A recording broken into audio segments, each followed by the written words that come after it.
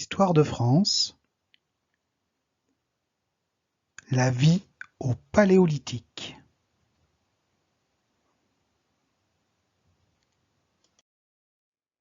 Le début de la préhistoire commence avec l'apparition des premiers humains. Il s'appelle le Paléolithique. On l'appelle aussi l'âge de la pierre taillée. Pendant cette période très longue, qui commence il y a plusieurs millions d'années, les humains vont beaucoup évoluer jusqu'à devenir des Homo sapiens, nos ancêtres directs. Au Paléolithique, les humains se nourrissent en chassant des animaux sauvages. Ils chassent la plupart du temps en groupe. Pour leurs besoins en eau, les humains s'installent souvent près des cours d'eau et des lacs. Ils y pratiquent la pêche.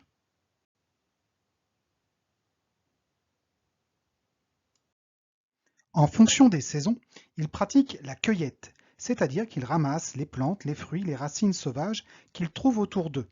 On appelle souvent les humains de cette époque des chasseurs-cueilleurs. En Europe au Paléolithique, on trouve beaucoup d'animaux sauvages qui forment de grands troupeaux, comme par exemple l'auroch, le bison, le mégacéros, le cheval de Przewalski, le rhinocéros laineux, le mammouth. Aujourd'hui, beaucoup de ces animaux ont disparu. Les humains de cette époque n'ont pas encore de maison. Ils habitent parfois à l'entrée des grottes. On parle alors d'abris sous roche. Ils fabriquent aussi des huttes en branchage ou des tentes en peau d'animaux. C'est à cette époque qu'ils commencent aussi à réaliser des dessins, des peintures sur les parois de certaines grottes, comme dans la fameuse grotte de Lascaux en France. On parle alors d'art pariétal. Les hommes et les femmes du Paléolithique sont des nomades, c'est-à-dire qu'ils ne vivent pas tout le temps au même endroit. En fonction des saisons, ils se déplacent sur de longues distances pour suivre les troupeaux des animaux sauvages qu'ils ont besoin de chasser.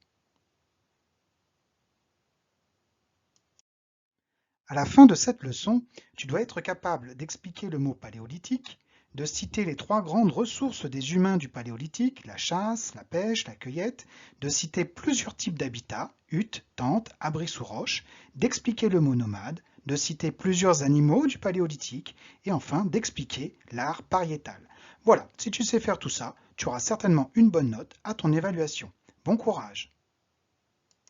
Cette vidéo pour apprendre tes leçons est terminée. Tu peux la réécouter tout seul ou avec un adulte autant de fois que tu le souhaites. Et si tu as encore des questions, n'hésite pas à les poser à la maîtresse. À bientôt!